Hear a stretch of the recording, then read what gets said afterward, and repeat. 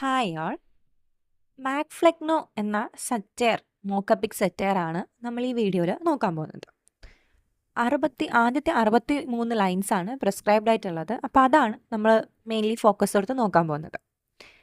ഇനി മാക്ഫ്ലെക്നോയിലേക്ക് കടക്കുന്നതിന് മുന്നേ ആദ്യം എന്താണ് സറ്റയർ എന്ന് നോക്കാം.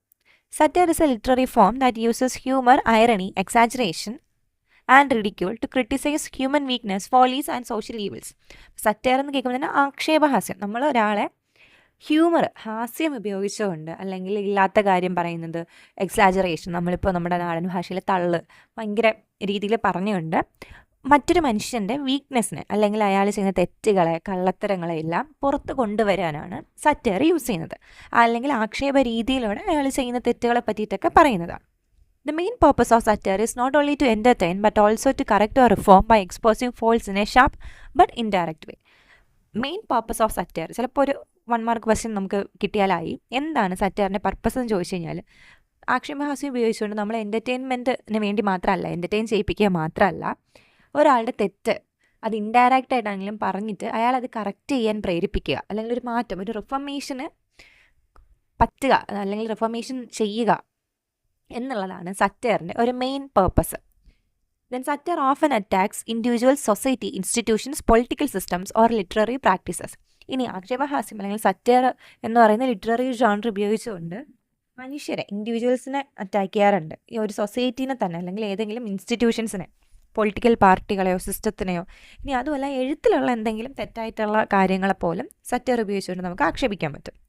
Instead of direct condemnation, satire uses mock praise, parody, irony and exaggeration which make criticism more effective. ഇപ്പോൾ സറ്റയറിൽ ചെയ്യുന്നത് ഒരു കാര്യം മോശമാണെങ്കിൽ ഇത് മോശമാണ് എന്ന് പറയുന്ന രീതിയല്ല, ഒരു മോക്ക് പ്രൈസ്, ഇല്ലാത്ത ഒരു നന്നായിട്ടുണ്ട് എന്നൊക്കെ പറഞ്ഞ് പുച്ഛിക്കുന്ന രീതിയിലാണ് ആ ഒരു സത്യം പുറത്തു വരുന്നത്. അതാണ് കൂടുതൽ എഫക്റ്റീവ് ആവുന്നത്. ഒരു കാര്യം കൊള്ളില്ല എന്ന് പറയുന്നതിനേക്കാൾ നന്നായിരിക്കുവാണ് കേട്ടോ എന്നിങ്ങനെ പുച്ഛിക്കുമ്പോഴാണ് അതിൻ്റെ എഫക്റ്റ്, ആ ഒരു ക്രിറ്റിസിസത്തിൻ്റെ എഫക്റ്റ് കൂടുതലാകാൻ പോകുന്നത്. അതുപോലെ തന്നെ പാരഡി, ഒരാൾ ചെയ്തു വെച്ചൊരു കാര്യം അയാൾ ആക്ഷേപിച്ചുകൊണ്ട് നമ്മൾ തിരികെ ചെയ്യുമ്പോഴാണ് അതിന് ഏറ്റവും കൂടുതൽ എഫക്റ്റ് വരുന്നത്. The satirist usually writes from a position of intellectual and moral superiority, judging the subject by standards of reason, order and common sense. എപ്പോഴും സറ്ററിസ്റ്റ്, അതായത് സറ്റയർ എഴുതുന്ന ആളാണ് സറ്ററിസ്റ്റ്, എഴുത്തുകാർ ഒരു ഇൻ്റലക്ച്വൽ പൊസിഷനിൽ മറ്റേ വ്യക്തിയെക്കാളും, നമ്മൾ ആരെയാണോ ആക്ഷേപിക്കാൻ ഉദ്ദേശിക്കുന്നത് ആ വ്യക്തിയെക്കാളും കുറച്ചൊരു ഉയർന്ന പൊസിഷനിൽ നമ്മൾ ഇരുന്നാൽ മാത്രമേ നമുക്കവരെ ആക്ഷേപിക്കാൻ പറ്റുള്ളൂ, അതിനുള്ളൊരു റൈറ്റ് നമുക്ക് കിട്ടുകയുള്ളൂ. Satire was especially popular during the restoration and Augustine age in English literature. ഇപ്പോൾ റെസ്റ്റോറേഷൻ ഏജിലും അഗസ്റ്റിൻ ഏജിലും എല്ലാം സറ്റയർ വളരെയധികം പോപ്പുലർ ആയിരുന്നു. അതുകൊണ്ട് തന്നെയാണ് നമ്മൾ ഈ ഒരു പേപ്പറിൽ ഇത് ഡിസ്കസ് ചെയ്യുന്നത്. Major English satirist include John Dryden, Alexander Pope, Jonathan Swift and Samuel Johnson. എല്ലാ പേരും കേട്ടിട്ടുണ്ടാവും. ജോൺ ഡ്രൈഡൻ്റെ മാക്ഫ്ലെക്നോയാണ് നമ്മൾ നോക്കുന്നത്. ഇനി സറ്റയർ, ആക്ഷേപഹാസ്യം. മോക്കപ്പിക്ക് എന്താണെന്ന് നമ്മൾ ഓൾറെഡി ഡിസ്കസ് ചെയ്തിട്ടുണ്ട്. ഒരു എപ്പിക്കിൻ്റെ അല്ലെങ്കിൽ ഇതിഹാസത്തിൻ്റെ രൂപത്തിൽ, പക്ഷേ എന്നാൽ ഏതെങ്കിലും ട്രിവിയലായിട്ടൊരു സബ്ജക്റ്റിനെ പറയുന്നതാണ് മോക്കപ്പിക്.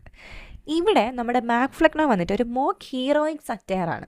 2 ഫോംസ് ഓഫ് ലിറ്ററേച്ചറിനെ ഒന്നിച്ച് ചേർത്തിട്ടുണ്ട്. മോക്കപ്പിക്കിനെയും ഉപയോഗിക്കുന്നുണ്ട്, എന്നാൽ മോക്കപ്പിക്ക് ഒരു സറ്റയറിൻ്റെ രീതിയിലാണ് എഴുതിയിട്ടുള്ളത്. അപ്പോൾ എന്താണ് മോക്കപ്പിക് സറ്റയർ അല്ലെങ്കിൽ മോക്ക് ഹീറോയിക് സറ്റയർ എന്ന് നോക്കാം.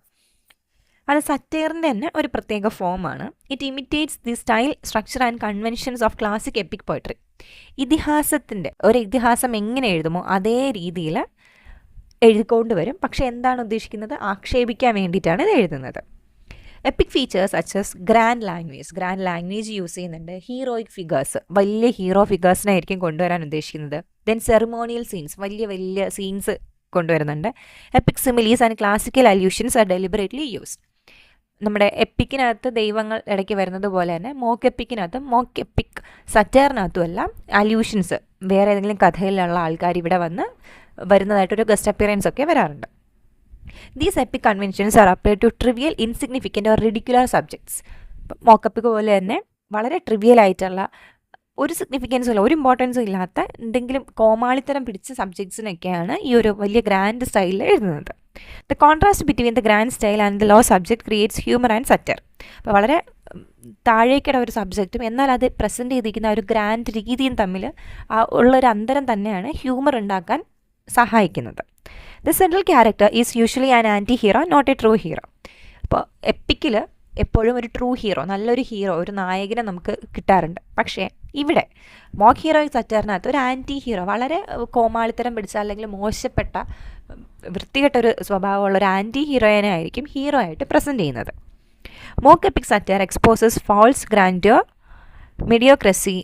മെഡിയോക്രിറ്റി and lack of true worth. വെറുതെ പൊള്ളയായിട്ടുള്ള ഇല്ലാത്ത ഗ്രാൻഡ്യൂർ, ലക്ഷറി കാണിക്കുന്നതിനോടും ട്രിവിയൽ കാര്യങ്ങൾക്കും എന്നാൽ യഥാർത്ഥത്തിൽ വിലയില്ലാത്ത കാര്യങ്ങളെയൊക്കെയാണ് മോക്ക് എപ്പിക്കിലൂടെ കാണിക്കുന്നത്. ഇനി നമുക്ക് നമ്മുടെ മെയിനായിട്ടുള്ള പ്രിസ്ക്രൈബ് സംഭവത്തിലേക്ക് വരാം. Mac Flecknoe written by John Dryden. ഇതിൻ്റെ ഒരു കോണ്ടെക്സ്റ്റ് എന്ന് എന്താ നോക്കാം. സറ്റയർ അല്ലെങ്കിൽ മോക്ക് എപ്പിക് പോയമാണ്. 1678 79 ഇടയിൽ ഇത് തയ്യാറാക്കി എന്നാണ് നമ്മൾ വിശ്വസിക്കുന്നത്. മൊത്തം മാക് ഫ്ലെക്നോ എന്ന് പറയുന്ന കംപ്ലീറ്റ് പോയം എടുക്കുമ്പോഴത്തേക്കും എപ്പിക്കിൻ്റെ ഒരു രീതിയിൽ എഴുതുന്നുണ്ട്. ഖണ്ഡമായിട്ട് എഴുതിയില്ലെങ്കിൽ പോലും അത്രയും വലുപ്പമുണ്ട്. 217 ലൈൻസ് ഇവിടെ ഉണ്ട്. നമുക്ക് ആദ്യത്തെ 63 ലൈൻസാണ് നോക്കാനുള്ളത്. ഇനി ഇതിൻ്റെ ടാർഗറ്റ് ആക്ഷേപഹാസ്യമാണ്. അപ്പം ഏതോ ഒരു വ്യക്തിയെ ആക്ഷേപിക്കാനാണ് ഇത് എഴുതിയിട്ടുള്ളത്. തോമസ് ഷാഡ്വെലിനെയാണ് ഈ ഒരു മാക് ഫ്ലെക്നോ എന്ന് പറയുന്ന കവിതയിലൂടെ ഡ്രൈഡൻ ആക്ഷേപിക്കുന്നത്. തോമസ് ഷാഡ്വെൽ, അദ്ദേഹം നമ്മുടെ ഡ്രൈഡൻ്റെ ഒരു റൈവൽ പ്ലേ റൈറ്റ് ആയിരുന്നു. ഡ്രൈഡൻ്റെ ഒരു ശത്രു അല്ലെങ്കിൽ കോമ്പറ്റീറ്റർ എന്ന് പറയാം. ഈ ഒരു കവിത വായിച്ചിരുന്നത് തോന്നുന്ന ഒരു മനുഷ്യനെയും ഇത്രയ്ക്ക് അങ്ങോട്ട് നമ്മൾ ആക്ഷേപിക്കാൻ പാടില്ല. നമുക്ക് പാവം തോന്നുന്ന ലെവലിൽ അമ്മാതിരി ആക്ഷേപിക്കലാണ് ഡ്രൈഡൻ ഇവിടെ ചെയ്യുന്നത്. Literary rivalry and ideological differences. So എന്ത് ഒക്കേഷനിലാണ്, എന്ത് അവസരത്തിലാണ് ഈ ഒരു കവിത എഴുതുന്നതെന്ന് ചോദിച്ചു കഴിഞ്ഞാൽ, Dryden supported with order and classical restraint. Shadwell was associated with dullness and excess. Thomas Shadwell എന്ന് പറയുന്നത് ഡ്രൈഡൻ്റെ അതേ സമയത്ത് ജീവിച്ചിരുന്ന മറ്റൊരു എഴുത്തുകാരനായിരുന്നു. അദ്ദേഹം വളരെ നോൺസെൻസിക്കലായിട്ട് ഡള്ളായിട്ടുള്ള ഒട്ടും ബുദ്ധിയില്ലാത്ത രീതിയിൽ എന്തൊക്കെയോ എഴുതിക്കൊണ്ടിരുന്ന ഒരു വ്യക്തിയായിരുന്നു തോമസ് ഷാഡ്വെൽ. എന്നാൽ ജോൺ ഡ്രൈഡനോ അദ്ദേഹം വളരെ ബുദ്ധിപരമായിട്ടുള്ള കാര്യങ്ങൾ, ഓർഡറിന് അതായത് ക്ലാസിസത്തിനൊക്കെ വളരെയധികം ഒരു വില കൊടുത്തിരുന്ന ഒരാളായിരുന്നു ഡ്രൈഡൻ. അപ്പോൾ ഡ്രൈഡൻ്റെ നേരെ ഓപ്പോസിറ്റ് ആയിരുന്നു തോമസ് ഷാഡ്വെൽ. അപ്പം അങ്ങനെ വളരെ പൊട്ട രീതിയിൽ എഴുതുന്നതിനോടുള്ള ഒരു ദേഷ്യം തീർക്കാൻ, ആ ഒരു റെസിസ്റ്റൻസ് കാണിക്കാൻ വേണ്ടിയിട്ടാണ് ഡ്രൈഡൻ ഈ ഒരു കവിത എഴുതുന്നത്. The poem pretends to celebrate Shadwell but actually ridicules him mercilessly by portraying him as a natural heir to the kingdom of nonsense. അപ്പോൾ എന്തുമാത്രം ഷാഡ്വെലിനെ പുകഴ്ത്തുന്ന രീതിയിലാണ് കവിത എഴുതിയിട്ടുള്ളത്. പക്ഷേ ആക്ച്വലി അതിനകത്ത് ഷാഡ്വെലിനെ ഇനി പറയാനൊന്നും ഇല്ലാത്ത ലെവലിൽ കളിയാക്കിക്കൊണ്ടിരിക്കുകയാണ്. അവസാനം പറയുന്നുണ്ട് ഷാഡ്വെല്ലാണ് നോൺസെൻസിൻ്റെ, പൊട്ടത്തരത്തിൻ്റെ രാജാവാണ് ഷാഡ്വെൽ. ഇങ്ങനെയാണ്, നീ ഒരു രാജാവാണ്, പക്ഷെ നീ പൊട്ടത്തരത്തിൻ്റെ രാജാവാണ്.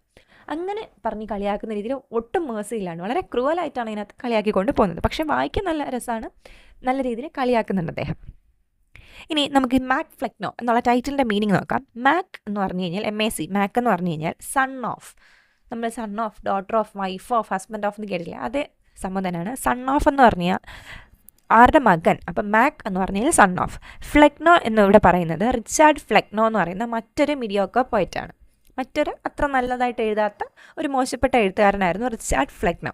അപ്പോൾ റിച്ചാർഡ് ഫ്ലെക്നോയുടെ മോൻ എന്നാണ് ഈ ഒരു ടൈറ്റിലിൻ്റെ പേര് വരുന്നത്. അപ്പോൾ Mac Flecknoe is equal to son of Flecknoe. The poem begins, ഇനി നമുക്ക് കവിത നോക്കാം. The poem begins with a general truth: all human things are subject to decay. Everything in the world, including power and authority, must eventually come to an end. Even kings and monarchs cannot escape fate and must obey when destiny calls them. കവിത തുടങ്ങുമ്പോൾ ഒരു വളരെ general ആയിട്ടുള്ള ഒരു truth പറയുന്നുണ്ട്. എല്ലാ മനുഷ്യരായിട്ടുള്ള എല്ലാ കാര്യങ്ങളും ഒരു നാൾ നശിക്കും, നശ്വരരാണ് മനുഷ്യർ. എന്നിട്ട് അദ്ദേഹം അടുത്ത് പറയുന്നത് ഈവൻ രാജാക്കന്മാർ പോലും മരിക്കും. അതും ഒരു സറ്റാറാണ്. രാജാക്കന്മാരെന്നല്ല, ഏത് മനുഷ്യരും മരിക്കും എന്ന് പറഞ്ഞതിന് ശേഷം പറഞ്ഞ് രാജാക്കന്മാർ പോലും മരിക്കും. അതെന്താ, രാജാവ് മനുഷ്യനല്ലേ? അങ്ങനത്തെ ഒരു രീതിയിലാണ് കവിത സ്റ്റാർട്ട് ചെയ്യുന്നത്. This truth is applied to Flecknoe who realizes that his own rule cannot last for ever. ഇത് പറഞ്ഞിട്ടാണ് പറയുന്നത്. അപ്പോൾ രാജാക്കന്മാർ പോലും മരിക്കും. അപ്പോൾ റിച്ചാർഡ് ഫ്ലെക്നോ ആലോചിക്കുകയാണ്, എനിക്ക് എക്കാലവും ഈ നോൺസെൻസ് സാമ്രാജ്യം, ഈ പൊട്ടത്തരത്തിൻ്റെ സാമ്രാജ്യം എനിക്ക് എക്കാലവും ഭരിച്ചുകൊണ്ടിരിക്കാൻ പറ്റില്ല. Flecknoe is mockingly compared to Augustus, the Roman emperor. Like Augustus, Flecknoe was once young, was called to empire and had governed long. ഇവിടെ തുടക്കത്തിൽ തന്നെ നമ്മുടെ ഫ്ലെക്നോനെ ആദ്യം കളിയാക്കുന്നുണ്ട്. ഷാഡ്വെലിൻ്റെ അടുത്തേക്ക് എത്തുന്നതിന് മുന്നേ റിച്ചാർഡ് ഫ്ലെക്നോനെയാണ് ആദ്യം കളിയാക്കുന്നത്. നോൺസെൻസിൻ്റെ രാജാവാണ് നമ്മുടെ കിങ് അഗസ്റ്റൻ ഏജ് എന്ന് തന്നെ നമ്മൾ പറയാൻ കാരണമായിട്ടുള്ള റോമൻ എംപററായിട്ടുള്ള കിങ് അഗസ്റ്റസിനെ വളരെ യങ് ആയിട്ടുള്ള സമയത്ത് തന്നെ, യൗവന കാലഘട്ടത്തിൽ തന്നെ എംപറർ ആവേണ്ടി വരുന്നുണ്ട്. അതിനുശേഷം നന്നായിട്ട് ഭരിക്കുന്നുണ്ട്. അതുപോലെയാണ് നമ്മുടെ ഫ്ലെക്നോയ്ക്ക് വളരെ ചെറുപ്പത്തിൽ തന്നെ വന്ന് ഈ നോൺസെൻസ് സാമ്രാജ്യം, പൊട്ടത്തരത്തിൻ്റെ ഈ സാമ്രാജ്യം ഭരിക്കേണ്ടതായി വന്നിട്ടുണ്ട്. ഹവവർ അവിടെ ഒരു ക്വസ്റ്റ്യൻ ആണത്, നോക്കിക്കോണേ. ഫ്ലെക്നോയെ ഏത് രാജാവുമായിട്ടാണ് കമ്പയർ ചെയ്യുന്നത്? കിങ് അഗസ്റ്റസ് അല്ലെങ്കിൽ റോമൻ എംപറർ ആയിട്ടുള്ള അഗസ്റ്റസുമായിട്ടാണ് ഫ്ലെക്നോയെ കമ്പയർ ചെയ്യുന്നത്. However, Flecknoe's empire is not a noble one. He had ruled through all the realms of nonsense absolute, meaning he is the undisputed king of foolish writing both in prose and verse. ഇവിടെ king Augustus അല്ലെങ്കിൽ emperor Augustus വളരെ മെച്ചപ്പെട്ട ഒരു റൂളറായിരുന്നു. ഇവിടെ നമ്മുടെ ഫ്ലെക്നോയോ വളരെ മോശപ്പെട്ട നോൺസെൻസിൻ്റെ റെലംസ്, എവിടെയൊക്കെ നോൺസെൻസ് ഉണ്ടോ അതിൻ്റെ എല്ലാം രാജാവായിരുന്നു നമ്മുടെ ഫ്ലെക്നോ. അതിനി പ്രോസിലാവട്ടെ, കവിത എഴുതുന്നതിലാവട്ടെ, ഗദ്യം എഴുതുന്നതിലാവട്ടെ, പദ്യം എഴുതുന്നതിലാവട്ടെ, എവിടെ നോക്കിക്കഴിഞ്ഞാലും അബ്സല്യൂട്ട്, ഒരല്പം പോലും ബുദ്ധി എവിടെയും നമുക്ക് കാണാൻ പറ്റില്ല. നോൺസെൻസ് എന്ന സാമ്രാജ്യത്തിനെ മുഴുവൻ ഭരിച്ചുകൊണ്ടിരുന്നൊരു രാജാവായിരുന്നു Flecknoe. The poet describes Flecknoe as an aged prince who is now flourishing in peace. അപ്പോൾ ഇപ്പം കുറച്ച് പ്രായമായിട്ടുണ്ട്, സമാധാനത്തിലേക്ക് പോകാനായിട്ട് ആഗ്രഹിക്കുന്ന ഒരു രാജാവായിട്ടാണ് ഫ്ലെക്നോനെ കാണിക്കുന്നത്. He is also blessed with issues of large increase, which means he has many followers or literary sons who write nonsense like him. പിന്നീട് പറയുന്നത് ഇപ്പോൾ അദ്ദേഹത്തിന് വയസ്സായപ്പോഴത്തേക്കും അദ്ദേഹത്തിന് കുറേ ഫോളോവേഴ്സ് ഉണ്ട്. അപ്പോൾ അവിടെ എന്താ ഉദ്ദേശിക്കുന്നത്? ഒരു മണ്ടൻ അല്ലെങ്കിൽ ഒരു പൊട്ടത്തര എഴുതുന്ന ഒരാളിന്, ഒരു മണ്ടൻ്റെ പുറകെ കുറേ മണ്ടന്മാരുണ്ട്, കുറേ ഫോളോവേഴ്സ് ഉണ്ട്. ഇതെല്ലാം ഇദ്ദേഹത്തിൻ്റെ സൺസാണ്, ലിറ്റററി സൺസാണ്. അവരുടെ എന്താണ് അച്ഛനെ പോലെ അല്ലെങ്കിൽ അവരുടെ രാജാവിനെ പോലെ നോൺസെൻസ് മാത്രം എഴുതിക്കൊണ്ടിരിക്കുന്ന ഒരു ഗ്രൂപ്പ് ഓഫ് ആൾക്കാർ ഇവിടെ ഉണ്ട്. ഈ ഒരു കാലഘട്ടത്തിൽ, ഡ്രൈഡൻ എഴുതിക്കൊണ്ടിരുന്ന കാലഘട്ടത്തിൽ വളരെ ട്രിവിയൽ ആയിട്ടുള്ള എഴുത്തുകൾ എഴുതുന്നവരെല്ലാം ഡ്രൈഡൻ ഇവിടെ പുച്ഛിക്കുന്നുണ്ട്. അതായത് ഡ്രൈഡനെ പോലെ ക്ലാസിക്കൽ ലിറ്ററേച്ചർ എഴുതുന്നവർ മാത്രം നല്ലതും ബാക്കിയുള്ള എഴുത്തുകാരെല്ലാം മോശപ്പെട്ടവർ എന്നുള്ളൊരു രീതിയിലാണ് ഇവിടെ പറഞ്ഞു പോകുന്നത്. Being worn out with business, Flecknoe finally decides to settle the succession of the state. He begins to think seriously about who should rule after him. അപ്പോൾ ഇനി വലിയ ബിസിനസ്സൊന്നും ഇല്ല, എന്തായാലും പ്രായമായാലോ, ഇനി എനിക്ക് ഈ ഒരു നോൺസെൻസിൻ്റെ സാമ്രാജ്യം ഭരിക്കാൻ പറ്റില്ല. അതുകൊണ്ട് ഞാൻ എന്ത് ചെയ്യണം? ഞാൻ സെറ്റിൽ ചെയ്തിട്ട് എൻ്റെ സാമ്രാജ്യം മറ്റൊരാളിലേക്ക് ഞാൻ കൊടുക്കണം. അതിനെ പറ്റിയിട്ട് അദ്ദേഹം ചിന്തിക്കാൻ തുടങ്ങി. Flecknoe carefully considers which of his son is fit to reign and wage immortal war with wit. The future ruler must be someone who can continuously oppose wit, intelligence and sense. അപ്പോൾ വിറ്റ് എന്ന് ഇവിടെ ഉദ്ദേശിക്കുന്നത് ബുദ്ധി. അദ്ദേഹം പറയുന്നുണ്ട്, ഞാൻ ഇനി എൻ്റെ ഏത് മക്കളെ അല്ലെങ്കിൽ ഏത് മകനെയാണ് ഞാൻ സെലക്ട് ചെയ്യേണ്ടത്? അടുത്ത രാജാവാകാൻ ഞാൻ ആരെ സെലക്ട് ചെയ്യണം? ഞാൻ സെലക്ട് ചെയ്യുന്ന ആൾ എപ്പോഴും ഭരിക്കുമ്പോൾ എപ്പോഴും എന്ത് ചെയ്യണം? ഇമ്മോർട്ടലായിട്ട്, ലോകത്തിൻ്റെ അവസാനം വരെയും ബുദ്ധിക്കെതിരായിട്ട് യുദ്ധം ചെയ്യുന്ന ആളായിരിക്കണം. അതായത് ഒരു തരിമ്പ് പോലും ബുദ്ധിയില്ലാത്ത ആളിനെയാണ് ഞാൻ എന്ത് ചെയ്യേണ്ടത്? എൻ്റെ മകനായിട്ട് സെലക്ട് ചെയ്യേണ്ടത്. പക്ഷേ ഇതിലെ കോമഡി എന്ന് പറയുമ്പോൾ ഇതൊക്കെ അദ്ദേഹം വളരെ സീരിയസ് ആയിട്ട്, ശരിക്കും ഒരു രാജാവ് ഇനി ആരാണ് എൻ്റെ പിൻഗാമി, നമ്മൾ ബാഹുബലി സിനിമയിൽ കാണുമ്പോൾ ആരാ പിൻഗാമി എന്നുള്ളത് അത്രയ്ക്കും ഇരുന്ന് ചിന്തിച്ച് കണ്ടുപിടിച്ചെടുക്കുന്ന അതേ സീരിയസ്നെസ്സോടു കൂടിയാണ് എൻ്റെ ഈ മണ്ടന്മാരുടെ സാമ്രാജ്യം ഇനി ആര് ഭരിക്കും, എനിക്ക് ഏറ്റവും മണ്ടനായിട്ടുള്ള ഒരാളെ കിട്ടണം, ഇങ്ങനെ വളരെ സീരിയസ് ആയിട്ട് അദ്ദേഹം സംസാരിക്കുന്നതായിട്ടാണ് എഴുതിയിട്ടുള്ളത്. After thinking deeply, Flecknoe announces his decision, saying it's resolved. Nature itself, he argues, supports his choice. Nature pleads that he should only rule who most resembles me. ഇനിയാണ് നമ്മുടെ മെയിൻ ഇര ഇതിനകത്തേക്ക് വരാൻ പോകുന്നത്. അദ്ദേഹം പറയുന്നുണ്ട്, ഫ്ലെക്നോ ആലോചിച്ചിട്ട് പറഞ്ഞു, ഓക്കെ എനിക്കിപ്പോൾ മനസ്സിലായി, ഈ പ്രകൃതി തന്നെ എന്നോട് പറയുന്നത് ആരൊരുവനാണോ എന്നെപ്പോലെ, എന്നെ കാണുമ്പോൾ എനിക്ക് എന്നെ ഓർമ്മ വരുന്നത് ആരെയാണോ എൻ്റെ റിസംബിളൻസ് എനിക്ക് തോന്നുന്നത്, എന്നെപ്പോലെ തോന്നുന്നത്, അയാളായിരിക്കണം അടുത്ത എൻ്റെ പിൻതലമുറക്കാരൻ അല്ലെങ്കിൽ അടുത്ത രാജാവ് അയാളായിരിക്കണം. This leads to the selection of Shadwell. Flecknoe proudly declares, Shadwell alone my perfect image bears. അടുത്ത് പറയുന്നുണ്ട്, അതിന് പറ്റിയ ഒരൊറ്റ ആളെ ഇവിടെ ഉള്ളൂ. അതാരാണ്? ഷാഡ്വെൽ. അതായത് ഏറ്റവും ആലോചിച്ച് കണ്ടുപിടിക്കാൻ പറ്റിയ ഒരു തിരുമണ്ടൻ എന്ന് എനിക്ക് പറയാൻ പറ്റുന്ന ഒരാളെ ഇവിടെ ഉള്ളൂ. എന്നെപ്പോലെ അല്ലെങ്കിൽ എനിക്ക് മേലെ മണ്ടനായിട്ടുള്ള ഒറ്റൊരാളെ ഇവിടെ ഉള്ളൂ. അതാരാണ്? ഷാഡ്വെൽ. അതുകൊണ്ട് ഷാഡ്വെല്ലാണ് ഇനി രാജാവാകേണ്ടത്. അപ്പം ആലോചിക്കുക, ഒരാൾ രാജാവാകുക എന്ന് പറയുമ്പോൾ ഒരു വലിയൊരു സംഭവമാണ്. എന്നാലോ മണ്ടത്തരത്തിൻ്റെയും നോൺസെൻസിൻ്റെയും രാജാവാക്കിക്കൊണ്ടിരിക്കുകയാണ്. നമുക്കൊരാളെ എന്തുമാത്രം കളിയാക്കി തരം താഴ്ക്കാൻ പറ്റും എന്നുള്ളതാണ് ഇവിടെ ചെയ്യുന്നത്, അദ്ദേഹം ഡ്രൈഡൻ ചെയ്യുന്നത്. Shadwell is described as mature in dullness from his tender years, meaning that from childhood itself he has grown into complete stupidity. ഇപ്പോൾ പറയുന്നുണ്ട്, വളരെ ടെൻഡർ ഇയേഴ്സിൽ ജനിച്ചപ്പോൾ ആ ചെറുപ്രായത്തിൽ തന്നെ ഏറ്റവും വലിയ ഡൾനെസ്സിൽ, മണ്ടത്തരത്തിൽ വളരെ മെച്യൂരിറ്റി ഉള്ള, അതായത് മണ്ടത്തരത്തിൽ PhD എടുത്തൊരു വ്യക്തിയാണ് ആര്? ഷാഡ്വെൽ. കംപ്ലീറ്റ് സ്റ്റുപ്പിഡാണ്, ജനിച്ചപ്പം മുതലേ അവൻ സ്റ്റുപ്പിഡാണ്. Flecknoe stresses that Shadwell alone among all his sons stand confirmed in full stupidity. The poet then contrasts Shadwell with other writers, the others to some faint meaning make pretense, occasionally trying to say something sensible. But Shadwell never deviates into sense. He never accidentally produces meaning or wit. This absolute dullness makes him unique. ഇനി അടുത്ത് പറയുന്നുണ്ട് എന്തുകൊണ്ട് ഇനി ഒരാളെ select ചെയ്ത് കഴിഞ്ഞാൽ അതിനൊരു justification പറയണമല്ലോ ഞാൻ എന്തുകൊണ്ടാണ് അയാളെ സെലക്ട് ചെയ്തതെന്ന്.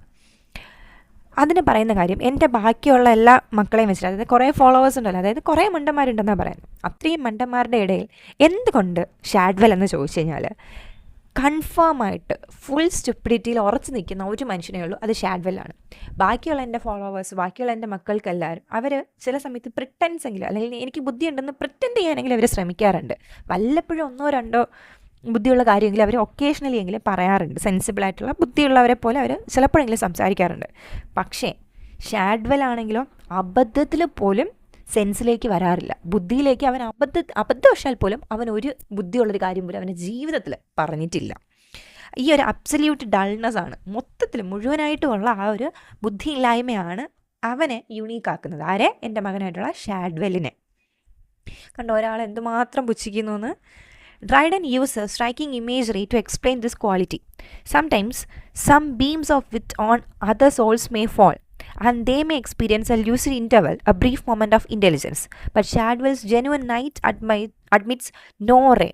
His mind is in permanent darkness. His rising forks prevail upon the day, meaning his stupidity is so thick that it overpowers even clarity and light. ഇവിടെ നമ്മൾ ബ്ലാക്കിൽ ബോൾഡായിട്ട് കൊടുത്തിട്ടുള്ളത് കവിതയിലെ ലൈൻസാണ്. അപ്പോൾ മേ ബി കവിതയിലെ ഏതെങ്കിലും ഒരു ലൈൻ തന്നിട്ട് എന്തെങ്കിലും ചോദിച്ചാലോ എന്ന് കരുതിയിട്ടാണ് ഇമ്പോർട്ടൻ്റ് ആയിട്ടുള്ള ഫ്രേസസ് അങ്ങനെ കൊടുത്തിട്ടുള്ളത്. ഇനി അദ്ദേഹം വീണ്ടും പറയുന്നുണ്ട്, ചില സമയത്ത് ബാക്കിയുള്ളവരുടെയൊക്കെ തലയ്ക്ക് ചുറ്റും ഒരു ലൂസിഡ് ഇൻ്റർവെൽ, വളരെ ബ്രീഫായിട്ടുള്ളൊരു ഇൻ്റർവെൽ, കുറച്ചൊരു സമയത്തേക്കെങ്കിലും ബാക്കിയുള്ള എൻ്റെ മക്കൾ കുറച്ചൊരു ബുദ്ധി കാണിക്കാറുണ്ട്.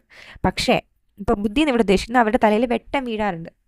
നമ്മളൊരു ഇമേജ് കണ്ടിട്ടുണ്ടല്ലോ, ഒരു ബൾബ് കത്തുന്നത് പോലെ, അതായത് ഐഡിയ വരുമ്പോൾ പ്രകാശം എന്നുള്ളൊരു ഐഡിയ. അത് തന്നെയാണ് ഇവിടെ അദ്ദേഹം പറയുന്നത്. ഷാഡ്വെല്ലിനാണെങ്കിൽ അവൻ്റെ തലയ്ക്ക് ചുറ്റും നൈറ്റാണ്, ഇരുട്ടാണ്, രാത്രിയാണ്, കുറ്റാക്കൂർ ഇരുട്ടാണ്. ഒരു റേ ഓഫ് ഹോപ്പ് അല്ലെങ്കിൽ ചെറിയൊരു പ്രകാശത്തിൻ്റെ ഒരു തരിമ്പ് പോലും അവൻ്റെ ചുറ്റിനും ഇല്ല. ഇനി പകൽ സമയത്ത് റൈസിങ് ഫോഗാണ്, മഞ്ഞ് പോലെ മൂടിക്കിടക്കുവാണ് അവൻ്റെ തല. ഒരു കാരണവശാലും നിങ്ങൾക്ക് പ്രകാശത്തിൻ്റെ ഒരു തരിമ്പ് പോലും ഷാഡ്വെല്ലിന് ചുറ്റും കണ്ടുപിടിക്കാൻ കഴിയില്ല. Shadwell's physical appearance is then mocked. His goodly fabric fills the eye. His large body gives an impression of importance. ഇത് കുറച്ചൊരു ബോഡി ഷെയ്മിങ് ആണ്. ഇച്ചിരി ഫാറ്റായിട്ടുള്ളൊരു മനുഷ്യനാണ് ഷാഡ്വെൽ. അപ്പോൾ ആ ഒരു physical അപ്പിയറൻസിനെ കളിയാക്കുന്നുണ്ട്. He seems designed for thoughtless majesty. He is compared to monarch oaks that spread widely, stand grandly, and supinely reign, but do nothing active or intelligent. The image suggests size without intellect. വീണ്ടും അദ്ദേഹത്തിൻ്റെ ആ ഒരു body വെച്ചിട്ട് ഓക്ക് മരവുമായിട്ട് compare ചെയ്യുന്നുണ്ട്. അതായത് പ്രത്യേകിച്ച് ഒരു ഗുണവും ഇല്ലാത്തൊരു മരമാണ്, പൂക്കളില്ല, പഴങ്ങളില്ല, ഒന്നുമില്ല, വെറുതെ വലിയ വലുപ്പത്തിൽ അവിടെ നിൽക്കുന്നുണ്ട്. അതുപോലെയാണ് ഷാഡ്വെല്ലും. ഒരു ഗുണവുമില്ല, ബുദ്ധിയില്ല, അവൻ്റെ എഴുത്തും കൊള്ളത്തില്ല, ഒന്നിനും ഒരു ഗുണം. Were only types of early models of Shadwell. ഇപ്പോൾ രണ്ട് പേരുടെ വീണ്ടും അവരെ ആക്ഷേപിക്കുവാണ്. ഹേവുഡ് ഷേർലി എന്ന് പറയുന്ന രണ്ട് നാടകകൃത്തുക്കളുണ്ടായിരുന്നു. ഇവരുടെ ഒരു കാര്യം നോക്കിക്കഴിഞ്ഞാൽ ഷാഡ്വെല്ലിൻ്റെ ചെറിയൊരു ടൈപ്പാണെന്ന് വേണമെങ്കിൽ പറയാം. അവരും പൊട്ട എഴുത്താണ് എഴുതിയിരുന്നത്, മണ്ടന്മാരെ പോലെയാണ് എഴുതിയിരുന്നത്. പക്ഷേ എന്തില്ല, എന്നാൽ ഷാഡ്വെല്ലിൻ്റെ അത്ര മെച്യൂരിറ്റി ഇല്ല, ചെറിയൊരു എന്തൊക്കെയോ സാമ്യം, അതിനപ്പുറത്തേക്കൊന്നുമില്ല. Shadwell, however, is called thou last great prophet of tautology, meaning he is the ultimate master of repeating the same dull ideas again and again. Tautology എന്ന് പറയുന്നത് ഒരേ കാര്യത്തിന് നമ്മൾ വീണ്ടും വീണ്ടും റിപ്പീറ്റ് ചെയ്യുന്നതിനെയാണ് ടോട്ടോളജി എന്ന് പറയുന്നത്. അപ്പോൾ ഇവിടെ ഷാഡ്വെല്ലാണ് ഒരേ കാര്യം റിപ്പീറ്റ് ചെയ്യുന്നതിൻ്റെ മാസ്റ്റർ. കാരണം പുതുതായിട്ടൊന്നും എഴുതാൻ ഷാഡ്വെല്ലിന് അറിയില്ല. അറിയുന്ന ഒരേ കാര്യം തന്നെ വീണ്ടും വീണ്ടും വീണ്ടും എഴുതിക്കൊണ്ടിരിക്കുകയാണ്. അതിനപ്പുറത്തേക്കൊന്നും ചിന്തിക്കാനുള്ള ബുദ്ധി ഷാഡ്വെല്ലിന് ഇല്ലല്ലോ. അതുകൊണ്ട് ഇദ്ദേഹമാണ് ഈ ഒരേ കാര്യം എഴുതുന്നതിൻ്റെ മാസ്റ്റർ. അതായത് പൊട്ടത്തരത്തിൻ്റെ മാസ്റ്ററാണ് എൻ്റെ മകൻ ഷാഡ്വെൽ. അതുകൊണ്ട് അവനെതിരെ മത്സരിക്കാൻ ഇവിടെ ആരും ഇല്ല. എഴുതുന്ന നാടകങ്ങളെല്ലാം ഒരുപോലെ ഇരിക്കും, ഒരേ കഥ, ഒരേ ഡയലോഗ് പോലും സെയിം, കഥ സെയിം, ഇങ്ങനെയാണ് Shadwell എഴുതുന്നതെന്നാണ് പുച്ഛിക്കുന്നത്. Flecknoe humbly presents himself as coarsely clad in Norwich drugget, a cheap and rug cloth, to show his own poor and shabby status as a poet. അടുത്ത ഫ്ലെക്നോയുടെ രൂപത്തിനെ പറ്റിയിട്ട്, അല്ലെങ്കിൽ ഫ്ലെക്നോ എന്ത് ഡ്രസ്സാണ് ഇട്ടേക്കുന്നതെന്ന് പറയുന്നുണ്ട്. Norwich ഡ്രഗറ്റ് എന്ന് പറയുന്നത് വളരെ ചീപ്പായിട്ടുള്ള റഫ് ക്ലോത്താണ്. അതായത് ഫ്ലെക്നോ ഒരു രാജാവാണ്, എന്നിട്ട് ആ രാജാവ് ഏറ്റവും വിചിത്രമായിട്ടുള്ള അല്ലെങ്കിൽ ഏറ്റവും മോശപ്പെട്ട ഡ്രസ്സാണ് ഇട്ടിരിക്കുന്നത്. ഇത് നമ്മൾ മനസ്സിലാക്കേണ്ടത് ഫ്ലെക്നോയുടെ എഴുത്തുകളൊന്നും ആരും വാങ്ങുന്നില്ല, അല്ലെങ്കിൽ ഫ്ലെക്നോ എഴുതിയിട്ടുള്ളതിൽ കാണാനോ നാടകങ്ങൾ കാണാനൊന്നും ആരും പോകുന്നില്ല. അതുകൊണ്ട് തന്നെ കയ്യിൽ കാശൊന്നും ഇല്ല, ദാരിദ്ര്യത്തിലാണ് ഫ്ലെക്നോ ജീവിക്കുന്നത്. By calling himself a dunce who came only to prepare the way, he claims that his own foolish writing existed merely to introduce the world to Shadwell's greater dullness. അടുത്തതിനേക്കാളും വലിയ ആക്ഷേപം, ഞാൻ വെറും ഒരു ഡൺസാണ്, ഞാൻ ആദ്യം വന്ന ചെറിയൊരു എന്താ പറയുക പുൽക്കൊടി മാത്രമാണ് ഞാൻ, അല്ലെങ്കിൽ ഒരു വലിയ സമുദ്രത്തിലൊരു തുള്ളി മാത്രമാണ് ഞാൻ. എൻ്റെ ജന്മത്തിൻ്റെ ഉദ്ദേശം തന്നെ എൻ്റെ പിൻതലമുറക്കാരനായിട്ട് ഷാഡ്വെൽ വരുന്നുണ്ട്. അപ്പം ഞാൻ ചെറിയ ബുദ്ധിയില്ലാത്ത വർക്കുകൾ എഴുതുന്നു. അപ്പോൾ അതിൽ ആൾക്കാർക്ക് മനസ്സിലായി, ഓക്കെ, ആൾക്കാർക്ക് ഇങ്ങനെ ബുദ്ധിയില്ലാതെ എഴുതാൻ പറ്റുമെന്ന് മനസ്സിലാക്കി കൊടുക്കുക മാത്രമായിരുന്നു എൻ്റെ ജന്മത്തിൻ്റെ ഉദ്ദേശം. പക്ഷേ യഥാർത്ഥത്തിൽ ഞാൻ എന്താ ചെയ്തത്, വേൾഡിലേക്ക് ഷാഡ്വെൽ എന്ന് പറയുന്ന മുഴുവൻ ഡൾനെസ്, മുഴുവൻ പൊട്ടത്തരത്തിൻ്റെ ഒരാളിനെ ലോകത്തിലേക്ക് കൊണ്ടുവരുന്നതിൻ്റെ ഒരു വഴികാട്ടി മാത്രമായിരുന്നു ഞാൻ. The phrase to teach the nations in thy greater name uses religious language, presenting Flecknoe as a false prophet and Shadwell as a mock messiah of nonsense. അതായത് ഫ്ലെക്നോ ഒരു പ്രവാചകനും, ഇനി നമ്മുടെ മിശിഹയായിട്ട് ഷാഡ്വെൽ വരുന്നുണ്ട്. അതായത് ഇത് ചെറിയൊരു പ്രവചനം മാത്രമാണ്, എൻ്റെ എഴുത്തുകൾ ചെറിയൊരു പ്രവചനം മാത്രമാണ്. ഏറ്റവും നമ്മൾ ബൈബിളിലൊക്കെ കഥകളിൽ കേൾക്കുന്ന പോലെ ഒരു ദൈവപുത്രൻ ജനിക്കും എന്ന് പറയുന്ന ആ ഒരു സെയിം സാധനമാണ് ഇവിടെ അദ്ദേഹം യൂസ് ചെയ്തിരിക്കുന്നത്. അപ്പോൾ ഷാഡ്വെൽ എന്ന് പറയുന്ന നോൺസെൻസിൻ്റെ മിഷിയ അല്ലെങ്കിൽ മിശിഹ വരും, ഏറ്റവും വലിയൊരു മണ്ടനായിട്ടുള്ള ഒരാൾ വരും, നിങ്ങൾ വെയിറ്റ് ചെയ്യൂ എന്ന് പറയുന്ന ഒരു രീതിയിലേക്കാണ് പോയിക്കൊണ്ടിരിക്കുന്നത്. Flecknoe then recalls his artistic past through the images of his babbling lute, which he once played when he sang to King John of Portugal. However, he dismisses this achievement by calling it only the prelude, suggesting that his own art was insignificant compared to the supposedly glorious moment of Shadwell's rise. ഇനി അദ്ദേഹം പറയുന്നുണ്ട്, എൻ്റെ ലൈഫിൽ ഞാൻ വലിയൊരു കാര്യമായിട്ട് പറയുന്നത് king John of Portugal, അത് യഥാർത്ഥത്തിൽ ജീവിച്ചിരുന്ന ഒരു കിങ് തന്നെയാണ്. അദ്ദേഹത്തിൻ്റെ സന്നിധിയിൽ പോയിട്ട് ല്യൂട്ട് എന്ന് പറയുന്ന ഒരു മ്യൂസിക്കൽ ഇൻസ്ട്രുമെൻ്റ് ആണ്. അപ്പം ഞാൻ ചെറുതായിട്ടൊരു മ്യൂസിക്കിൻ്റെ ഒരു പ്രല്യൂഡ് എന്ന് പറയുന്നത് ആക്ച്വലി ഒരു കമ്പോസിഷൻ പോലും അല്ല. ഒരു പരിപാടി അല്ലെങ്കിൽ ഒരു മ്യൂസിക്കൽ പരിപാടി നടക്കുന്നതിന് തൊട്ട് മുന്നേ ആയിട്ട് ചെറിയൊരു മ്യൂസിക്കൽ നോട്ട് വായിക്കുന്നതിനെയാണ് പ്രല്യൂഡ് എന്ന് പറയുന്നത്. അപ്പം ഞാൻ ആ രാജാവിൻ്റെ മുന്നേ പോയി പ്രല്യൂഡ് വായിച്ചിട്ടുണ്ട്. പ്രല്യൂഡ് വായിക്കാൻ ഒരു ഇതും വേണ്ട, അത് ആർക്കും ചെയ്യാൻ പറ്റുന്ന ഒരു വളരെ ട്രിവിയൽ ഒരു കാര്യമാണ്. അതാണ് ഇദ്ദേഹത്തിൻ്റെ ലൈഫിലെ ഏറ്റവും വലിയ അച്ചീവ്മെൻ്റ് ആയിട്ട് പറയുന്നത്. അപ്പോൾ ഞാൻ ചെയ്തത് അത്ര മാത്രമേ ഉള്ളൂ. പക്ഷേ ഷാഡ്വെൽ അങ്ങനെയല്ല, അവൻ ചെയ്യുന്നത് ഇതിനേക്കാളും ട്രിവിയൽ കാര്യങ്ങളാണ്. The great moment is imagined as Shadwell's ceremonial journey on the silver Thames when he moves forward with well-trimmed oars before the royal barge carrying the celestial charge as if entrusted with a divine mission. അപ്പോൾ ഇതറിഞ്ഞു, ഇനി ഷാഡ്വെല്ലാണ് ഭരിക്കേണ്ടത്, ഈ ഒരു നോൺസെൻസിൻ്റെ kingdom ഭരിക്കേണ്ട ഷാഡ്വെല്ലാന്ന് അറിഞ്ഞു. ഇനി ഒരു coronation അഥവാ പട്ടാഭിഷേകമാണ് നടക്കാൻ പോകുന്നത്. അപ്പോൾ ആ ഒരു കിരീടധാരണ ചടങ്ങിലേക്ക് നമ്മുടെ ഷാഡ്വെൽ വരികയാണ്. അപ്പോൾ വരുന്നത് തെയിംസ് നദി, ഇംഗ്ലണ്ടിലെ തെയിംസ് നദിയിൽ കൂടെയാണ് വരുന്നത്.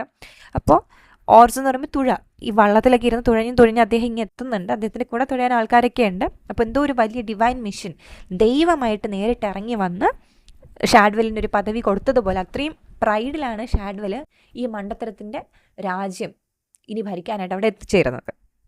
He is elevated to the level of religious or epic leader, described as big with him, commander of an host, but Dryden immediately undercuts this grandeur by adding that such a ridiculous spectacle has never even been dreamed of in Epsom blanket toast, mocking Shadwell's inflated self-importance. അപ്പോൾ Shadwell ഇവിടെ Dryden കളിയാക്കുന്നതാണ്.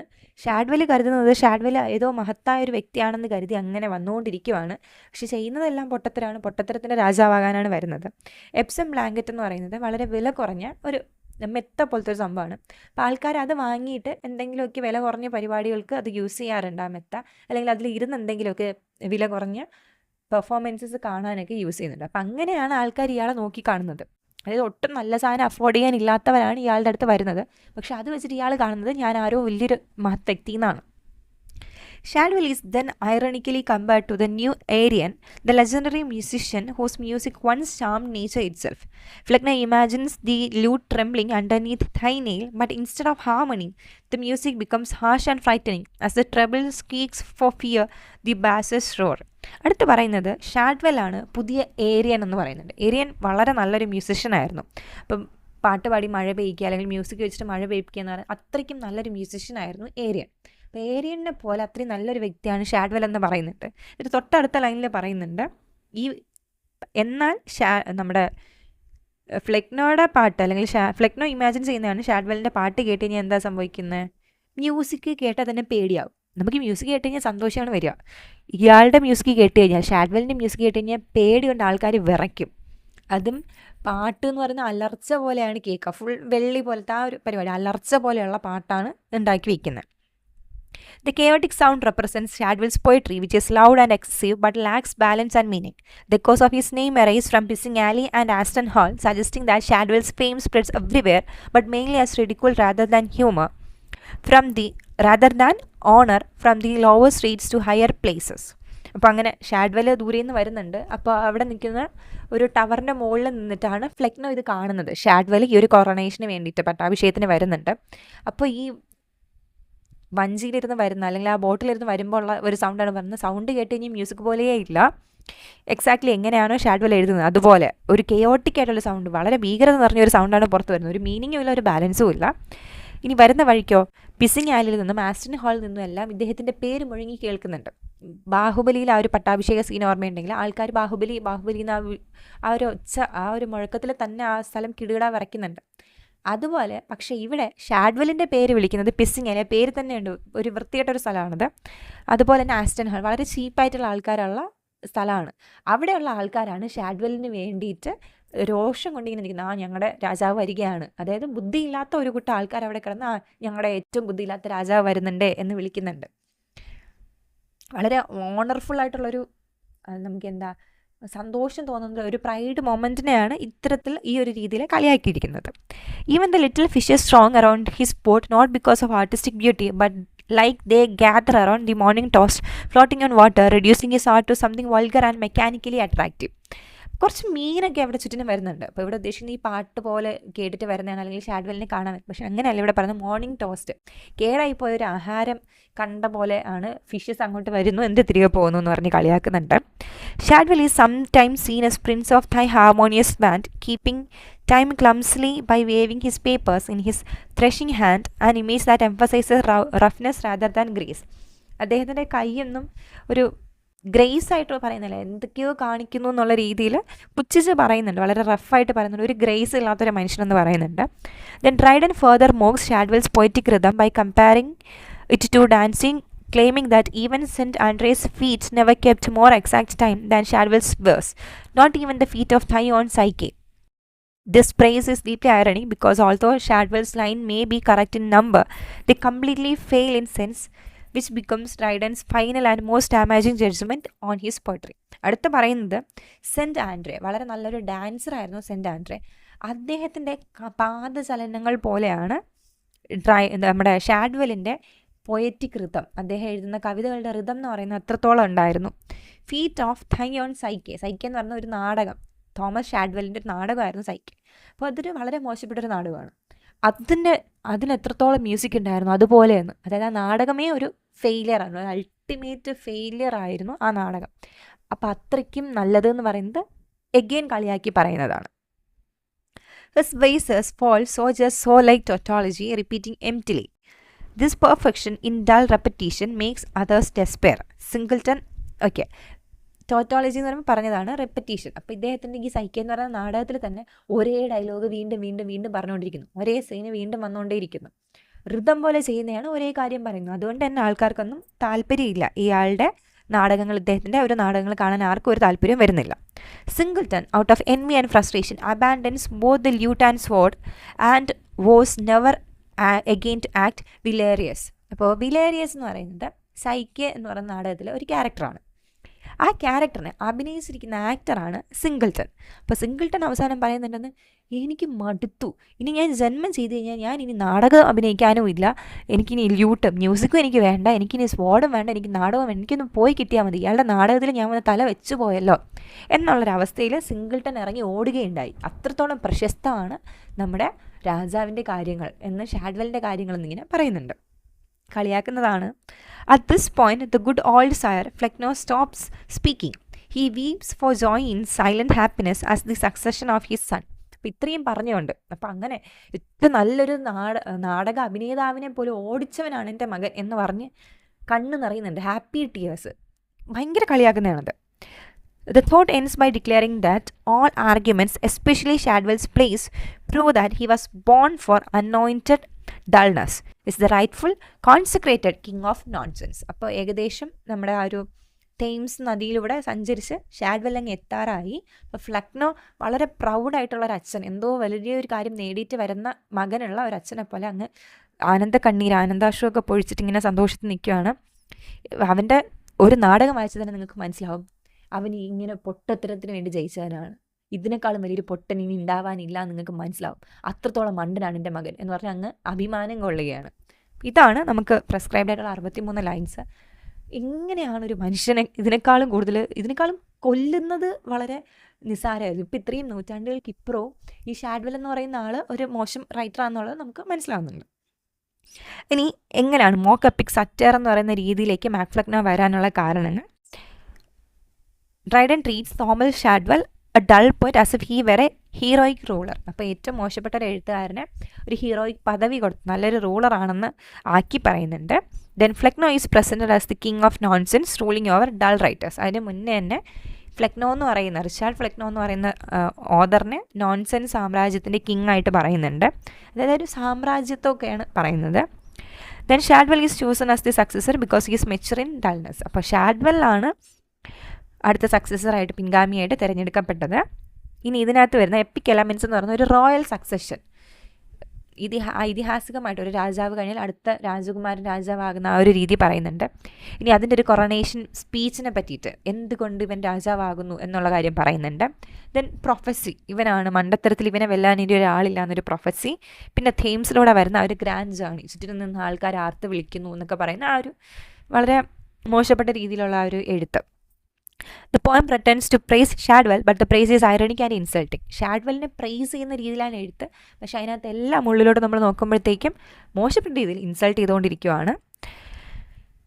ഇനി നമ്മൾ മൊത്തത്തിൽ നോക്കുകയാണെങ്കിൽ Dryden ഷാഡ്വെല്ലിനെ മാത്രമല്ല bad poetry അല്ലെങ്കിൽ bad എഴുത്ത്, bad ലിറ്ററേച്ചറിനെയും കൂടെയാണ് കളിയാക്കുന്നത്. അതൊരു വാണിംഗ് പോലെയാണ്. ഇനിയും ആരെങ്കിലും മോശപ്പെട്ട രീതിയിൽ എഴുതി കഴിഞ്ഞാൽ ഇതിലും മോശമായിട്ടുള്ള രീതിയിൽ ഡ്രൈഡൻ തിരിച്ച് ഇൻസൾട്ട് ചെയ്ത് എഴുതും എന്ന് പറയുന്നുണ്ട്. അപ്പോൾ ഇനി മേജർ തീംസ് ഡൾനെസ് വേഴ്സസ് വിറ്റാണ് വേണ്ടത്, നമുക്ക് ഇൻ്റലിജൻസ് ആണ് വേണ്ടത്, അല്ലാണ്ട് ഡൾനെസ് അല്ല. പിന്നെ ഡൾനെസ്സിനെ ഇവിടെ ഹെറിഡിറ്ററി ആയിട്ട് നമ്മൾ ആരെ ഫോളോ ചെയ്തു, നമ്മളൊരു തരം താന്ന ഒരു റൈറ്ററിനെയാണ് നമ്മൾ ഫോളോ ചെയ്യുന്നതെങ്കിൽ നമ്മളും അങ്ങനെ ആയി മാറും എന്നൊരു സാധനം പറയുന്നുണ്ട്. ദെൻ ലിറ്റററി സക്സഷനെ പറ്റിയിട്ട് ഒരു എഴുത്തുകാരൻ കഴിഞ്ഞാൽ ഇനി ഏത് എഴുത്തുകാരൻ എന്നുള്ളൊരു രീതിയിൽ പറയുന്നുണ്ട്. ഒരു സ്റ്റുപ്പിഡിറ്റി എന്ന് പറയുന്നത് ഒരു ക്രൗണിനെ പാസ് ചെയ്യുന്നത് പോലെ ഒരു തീം പറയുന്നുണ്ട്. Then mockery of EPIC tradition, ഇവിടെ എപ്പിക് കൺവെൻഷന്, ഹീറോ, കൊറോണേഷൻ ഇങ്ങനെ പറയുന്ന കുറേ എപ്പിക് കാര്യങ്ങൾ, ഐതിഹാസികമായിട്ടുള്ള കാര്യങ്ങളെയും അദ്ദേഹം ഇവിടെ കളിയാക്കുന്നുണ്ട്. അപ്പോൾ ഇത്രയാണ് നമുക്ക് ഈ ഒരു മാക്ഫ്ലെക്നോയിൽ വരുന്നത്. നോക്കി വയ്ക്കുക എന്താണ് സറ്റയർ, മോക്കെപ്പിക് സറ്റയർ, പിന്നെ മാക്ഫ്ലെക്നോ. ഇനി ഇതിനകത്ത് വരുന്ന original characters Richard Flecknoe, Thomas Shadwell, ഇവരുടെ 2 പേരുടെയും പേരും ഇതിൽ ആരാണ് അച്ഛൻ ആരാണ് മകൻ, ഈ കാര്യങ്ങളെല്ലാം ഒന്ന് നോക്കി വയ്ക്കുക. എളുപ്പമാണ്, വായിക്കാനും നമുക്ക് ചിരി വരുന്നൊരു സാധനമാണ്. കവിതയുടെ മാക്സിമം ഫ്രേസസ് യൂസ് ചെയ്തിട്ടുണ്ട് ഇതിൻ്റെ ഉള്ളിൽ. എന്തെങ്കിലും സംശയം ഉണ്ടെങ്കിൽ ചോദിക്കുക. മനസ്സിലായി കാണുമെന്ന് വിചാരിക്കുന്നു. Thank you.